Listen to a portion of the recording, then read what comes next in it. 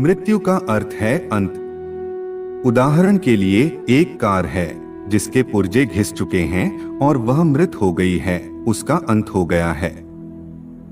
और उसी प्रकार मृत्यु से भौतिक शरीर का अंत हो जाता है। परंतु आत्मा जो अमर है वह मृत नहीं हो सकती। प्रत्येक रात्रि को नींद में आत्मा भौतिक शरीर की चेतना के बिना रहती है, परंतु यह मृत नहीं होती।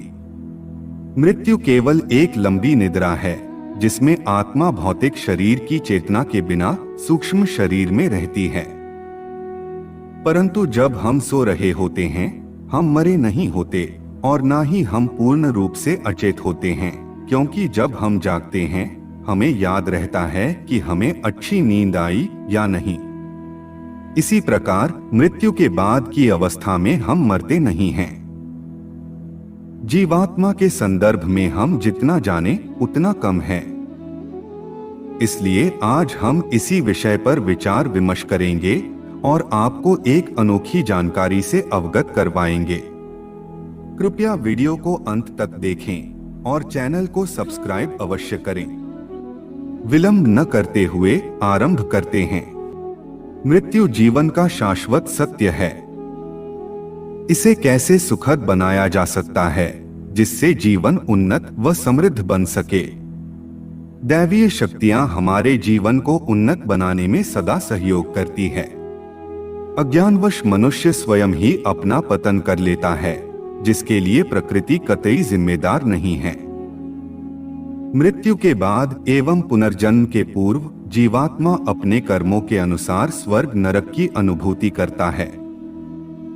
इस समय जहां जीवात्मा अपने स्थूल शरीर को त्याग कर मन एवं वासनाओं सहित अपने कारण और सूक्ष्म शरीरों में विद्यमान रहता है, इस अंतराल में जीवात्मा का न विकास होता है और न ही स्थूल शरीर के अभाव में वह वासना पूर्ति कर सकता है, जिस कारण वह बड़ी वेदना और दुख अनुभव करता है। वह पुनः स्थूल शरीर धारण करने की इच्छा रखता है, किंतु विधान के अंतर्गत निश्चित अवधि के बाद ही उसे अपने कर्मानुसार स्थूल शरीर प्राप्त होता है। तब तक उसे इस अंतराल में भटकते रहना पड़ता है। विषयों के प्रति वासना का होना ही जन्म मरण के चक्कर में डालता है। वासना ही कामनाओं की पूर्ति आपूर्ति, राग द्वेष और सुख दुख के बंधन का कारण है। अतीत की सुखद स्मृतियों के कारण स्वर्ग का और दुखद स्मृतियों के कारण नरक का एहसास जीवात्मा को उस समय में होता है। स्वर्ग भी वासना ही है, अतः यह भी जीवात्मा की सर्वोपरि स्थिति नहीं है। स्वर्ग भी बंधन है। इससे ऊपर की स्थिति मुक्ति की है, जिसमें जीवन संपूर्ण भोगों एवं विषय वासनाओं से मुक्त होकर अपनी स्वतंत्र स्थिति का अनुभव करता है। यही आत्म अनुभूति है।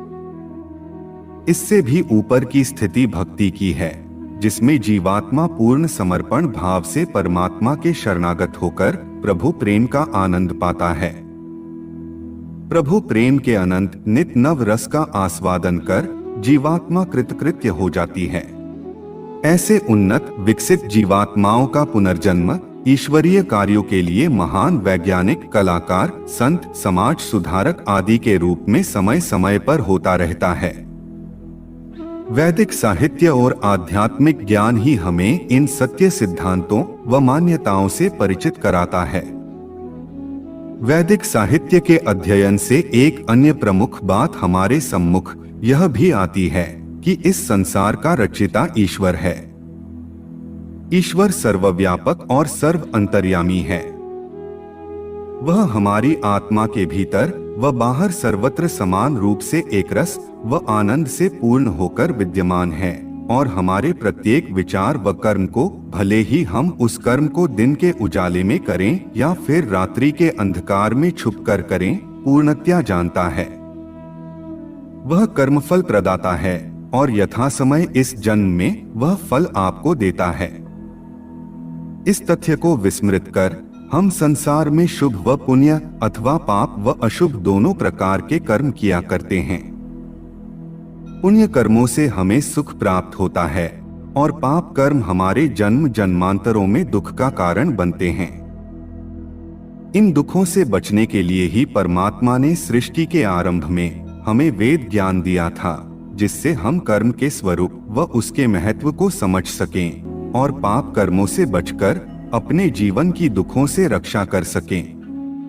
परंतु देखा यह गया है कि बड़े बड़े विद्वान भी पाप करने से पूर्णतया बच नहीं पाते। बड़े बड़े विद्वान व धर्माचार्यों में पूर्ण विद्या नहीं होती, उनमें भी कम व अधिक अविद्या व उसके संस्कार उनके चित्त में होते हैं। विद्वानों से भी अशुभ कर्म व अपराध हो जाते हैं, जिसका परिणाम दुख होता है।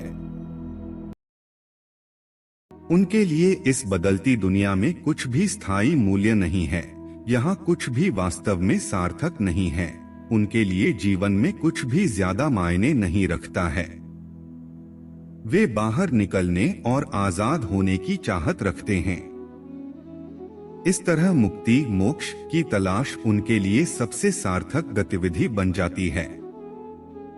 उनके लिए इससे अधिक मूल्यवान कुछ भी नहीं है, क्योंकि वे देखते हैं कि स्वतंत्रता ही एकमात्र तरीका है जिससे वे अंतहीन और अपरिवर्तनीय खुशी प्राप्त कर सकते हैं।